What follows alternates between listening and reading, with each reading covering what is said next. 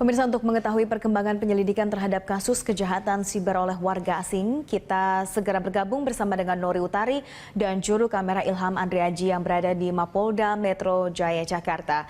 Nori, seperti apa perkembangan penyelidikan terhadap para pelaku kejahatan siber asal Taiwan dan Tiongkok di Polda Metro Jaya? Iya ya sih, warga negara asing asal Tiongkok dan Taiwan yang telah ditangkap di Surabaya terkait dengan kasus dugaan jaringan kejahatan cyber yang ditangkap pada Sabtu kemarin ini telah tiba di Polda Metro Jaya, Jakarta pada sore ini, tepatnya tadi pada pukul 15.30 waktu Indonesia Barat. Total warga negara asing asal Tiongkok dan Taiwan yang tiba di Polda Metro Jaya hari ini adalah rombongan dari Surabaya, totalnya mencapai 92 orang, yaitu terdiri dari 66 orang adalah laki-laki dan 26 orang lainnya adalah perempuan. Sedangkan untuk sejumlah pelaku lain, warga negara asing asal Tiongkok yang ditangkap di Pondok Indah, Jakarta Selatan, rencananya akan tiba di Polda Metro Jaya pada malam hari ini. Sedangkan untuk puluhan warga negara asal Tiongkok dan Taiwan yang ditangkap di Benoa, Bali, rencananya akan tiba di Polda Metro Jaya pada Senin esok, mengingat pihak kepolisian masih mengurus sejumlah tiket keberangkatan pesawat bagi para pelaku untuk berangkat dari Jakarta, bentuk berangkat dari Bali menuju Jakarta. Keterangan yang kami terima dari Kabid Humas Polda Metro Jaya, Argo Yono, ia mengatakan bahwa sebelum seluruh pelaku ini dibawa ke Polda Metro Jaya, seluruh pelaku sudah melalui identifikasi lebih lanjut oleh pihak kepolisian, yaitu pengambilan foto dan juga sidik jari di 3 lokasi pengamanan di tempat masing-masing. Selain itu juga Argo mengatakan para pelaku yang merupakan warga negara asing ini diduga terlibat dalam kasus dugaan jaringan jaringan kejahatan cyber internasional dengan menggunakan modus yaitu berupa pemberian ancaman melalui via telepon kepada para korbannya. Dan saat ini karena penangkapan dilakukan di wilayah Indonesia, maka jalur hukum yang akan digunakan adalah jalur hukum Indonesia.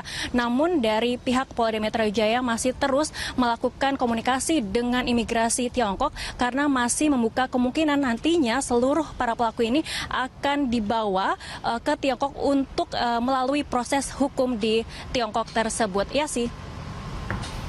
Ya, selanjutnya barang bukti apa saja yang berhasil diperoleh dalam penyelidikan? Nori.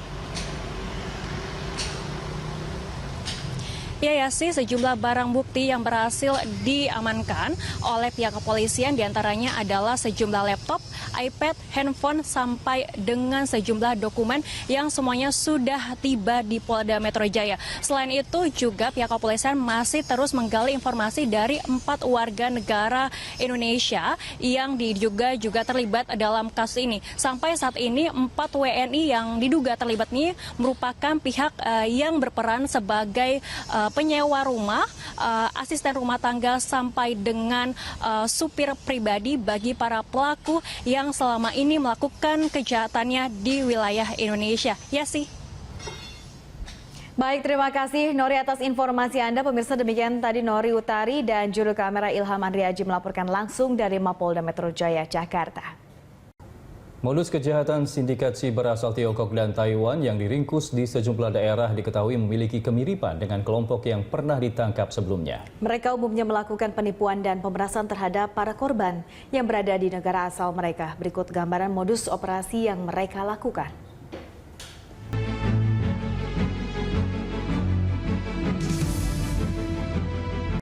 Pemirsa, sebelumnya petugas kepolisian menggerebek sejumlah rumah yang menjadi markas sindikat kejahatan siber internasional. Dalam penggerebekan, puluhan warga negara asing asal Taiwan dan Tiongkok berhasil ditangkap. Polda Metro Jaya menggerebek sebuah rumah mewah di kawasan Pondok Indah, Kebayoran Lama, Jakarta Selatan. Polisi menyita barang bukti seperti telepon genggam, laptop, dan handy talkie. Dalam penggerebekan ini, sebanyak 29 warga negara asing asal Tiongkok berhasil ditangkap. Penggerebekan diduga terkait kasus kejahatan cyber dengan modus mencuri data, menipu, hingga memeras sejumlah orang yang menjadi korbannya. Polisi masih mengembangkan keterkaitan para pelaku dengan komplotan sebelumnya yang pernah ditindak lantaran memiliki modus yang hampir serupa.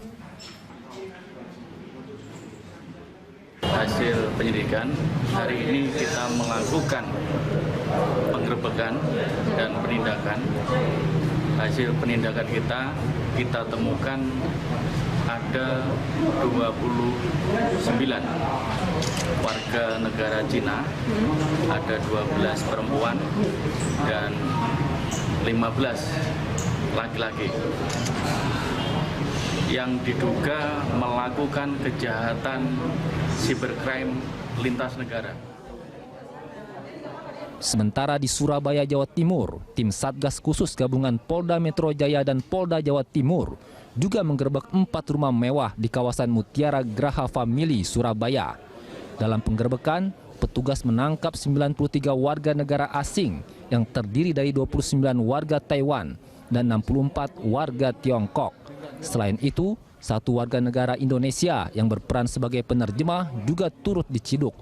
Mereka diduga merupakan sindikat pelaku penipuan online yang melakukan aksinya dengan menggunakan voice over internet protokol. Aksi kriminal ini telah merugikan para korban hingga 600 miliar rupiah. Terungkapnya jaringan internasional ini merupakan hasil kerjasama kepolisian Tiongkok dan Mabes Polri. Para pelaku rencananya akan dideportasi ke negara mereka masing-masing. Tak hanya di Jakarta dan Surabaya, penggerbekan juga dilakukan petugas di kawasan Mumbul, Nusa Dua, Bali.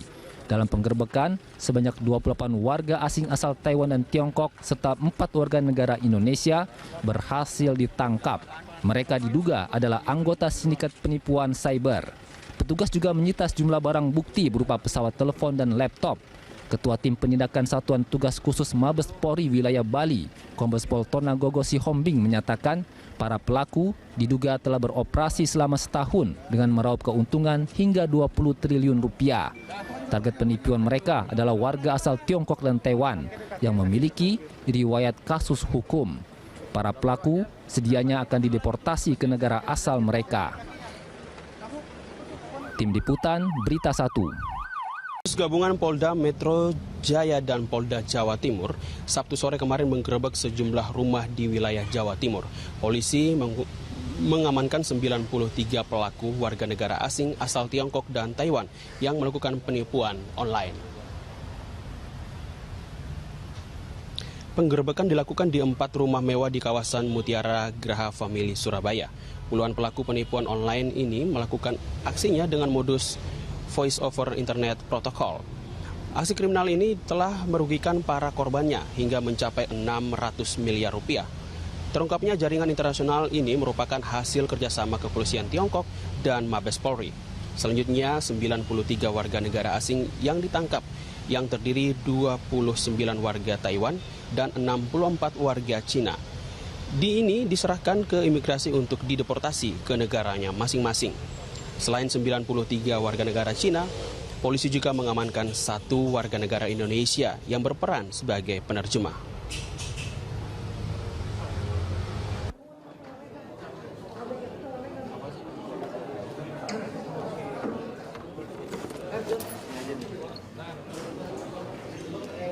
Karena mereka sebagian besar memang tidak bisa jangankan bahasa Indonesia, bahasa Inggris pun mereka tidak lancar itu. Kemungkinan korban mereka adalah orang-orang yang keturunan Cina, yang bisa berbahasa Cina, sehingga mereka bisa berkomunikasi. Korbannya seluruhnya di Indonesia atau juga di luar negeri juga korban? Ini terbanyak korbannya di luar negeri. Di mana aja? Umumnya ya di Cina. Makanya kepolisian Cina mendata semua, melakukan penyelidikan. Mereka melakukan joint investigasi dengan kepolisian Indonesia dan menemukan bahwa memang pelakunya berada di lokasi-lokasi.